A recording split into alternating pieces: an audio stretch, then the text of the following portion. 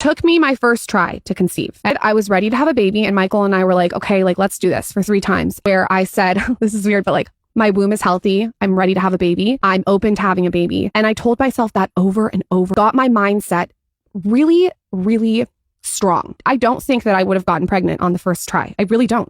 I think that that's a blockage in your mind and body connection. Told myself I can get pregnant. My womb is healthy. I'm getting pregnant. I can't wait to be pregnant. This is happening for me. And to me, that is really, really powerful.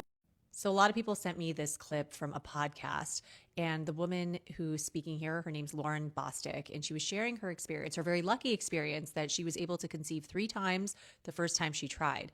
And the crazy thing was that she attributed this to her wanting it enough, believing that it would happen, and maintaining a positive attitude.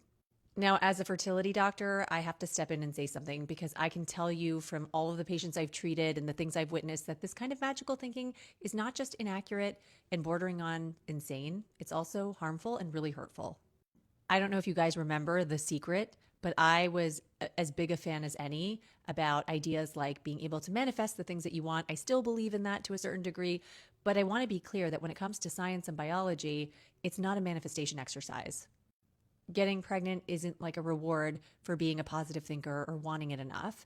And if that was true, then millions of people wouldn't be struggling with infertility right now, despite desperately wanting a child and trying so hard and really believing that it would happen and doing everything in their power to stay hopeful and keep trying.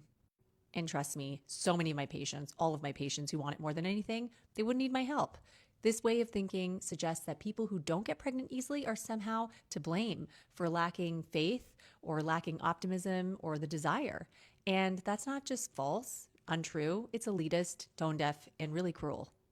Fertility is so complex. It's influenced by so many different factors like our age, our egg quality, our sperm health, our genetics, our medical history, our anatomy. There can be mechanical blockages. And, sometimes it's just plain luck. Human reproduction is so inefficient. The average couple in their mid-30s, it's going to be a 15% chance or so each month. And that's why it's normal for it to take months and persistence and trying cycle after cycle. It can even take years for some people. And it's not because of a failure in their mindset. When we reduce getting pregnant to being a mindset issue, we're completely ignoring all of the science, and worse, we're silencing and shaming those whose journeys might look different from ours. We have to stop bragging and romanticizing this idea of effortless fertility as being some sort of sign that you're in complete alignment with your mind and body.